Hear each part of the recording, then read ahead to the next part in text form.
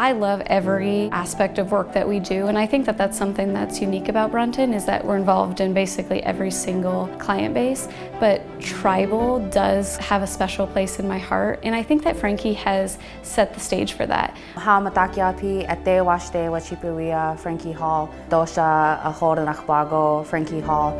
My name's Frankie Hall, and I am part of the business development team here at Brunton Architects and Engineers. My specialty is tribal development.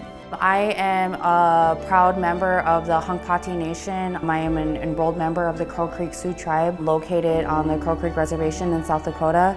I actually collaborated with Brunton before I was officially working here, being a cultural ambassador as it pertained to architecture in our built environment. And I think it just kind of opened my eyes up to things I needed to be more aware of to help make change for my tribal people. Frankie's not only a colleague, but she's a friend. And when you're passionate about someone or care about someone, their passions kind of become yours. She has created this enthusiasm in the office for tribal design and being sensitive and compassionate towards the designs that we produce. Part of our way is being connected to everything. We say mitakiase, which means we're all related. And so I try to look at how it's built. Is it meaningful? Does it make sense to the community? Those are the questions I ask myself when developing those relationships with our tribal clients and projects we plan to do for them. We go through an information gathering process in every project. We meet with clients, we get to know what their vision is, we get to know what their needs are. Before every single meeting, we have a meal.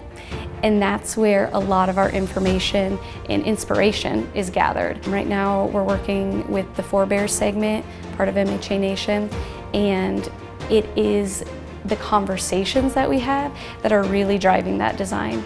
A master plan addresses everything from residential to commercial to educational, and then also to our health facilities and things that we need to grow. There's going to be community centers, administrative spaces, educational spaces, spaces that encourage entrepreneurship, home ownership.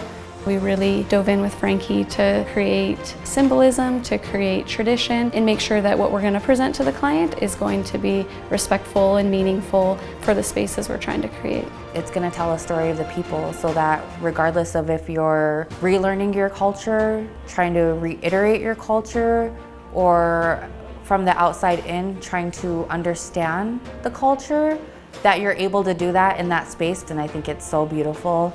And it's going to be amazing when it's finished. We know the impact that it has in the communities. We hear firsthand from Frankie where she's come from, what she's experienced, and that we're making a difference. And that's not something we take lightly. I've worked in tribal communities, and then I come to Brunton. I see how they work, and they're even more passionate, and they just have this beautiful work ethic about them. And just like there's Indigenous culture, there's Brunton culture.